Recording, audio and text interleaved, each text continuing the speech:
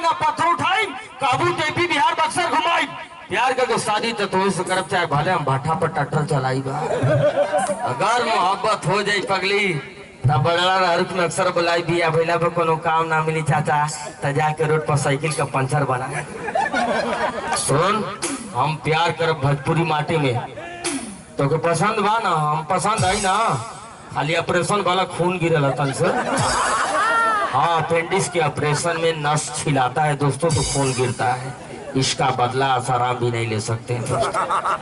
हाँ अरे हम प्यार करें भोजपुरी माटी में बहुत मजा पैबू मरद देहाती में। अगर तो बम्बई में दाल का कमी हो जाए तो ट्रैक्टर से रट छिटवा दे जूहू चौपाटी में यार। अरे खाली लब करके देखा यार यूपी बिहार बनारस मथुरा काशी में तो के गुड़ वैली का कबो कमी ना हो कि रे पार्क में उठवा देव जापान गुवाहाटी में एकदम खुश हो जब मरद पागे भोजपुरिया जीवन साथी में तो के सुहाग रात का कोनो मच्छर ना काटे गोईठा का धुआं का देव तोरी खटिया के पार्टी में। पहली बार